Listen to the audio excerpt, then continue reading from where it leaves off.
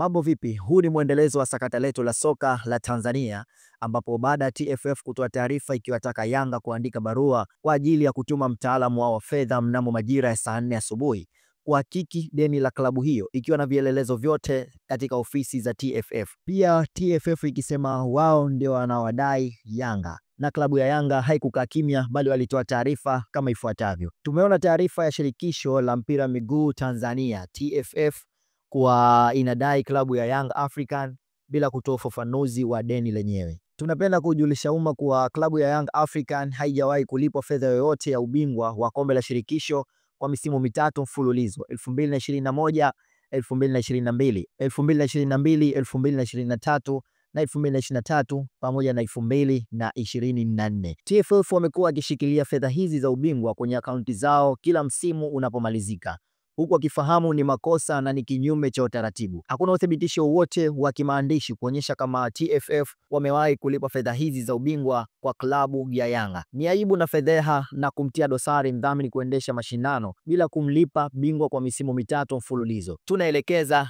dawa ya deni ni kulipa kwa wakati, ikiwa ni haki ya mshindi na inampa heshima mdhamini wa mashindano. Ieleweke, ada za malipo ya wachezaji wa kigeni walizosema kwenye taarifa yao ulipo mwanzo wa msimu mpya, na hela hizi za ubingwa hutolewa mwisho wa msimu. Klabu ya Young African haijawahi kupokea taarifa yoyote rasmi kutoka TFF kuhusu klabu yetu kuwa na deni kwao. Uongozi wa klabu ya Young African unaendelea kusisitiza kulipwa pesa yake ya ubingwa wa kombe la shirikisho la CRDB kwa msimu wa 2023-2024 ili tuweze kucheza mchezo wa fainali siku ya tarehe 28 Juni 2025. Ikiwa Yanga inadai fedha zake na TFF ikisema wao ndio wanaodai Yanga, je, ni yapi maoni yako kwenye sakata hili la mpira wa soka la Tanzania? Ali Haji Abdallah, ASAM Online TV.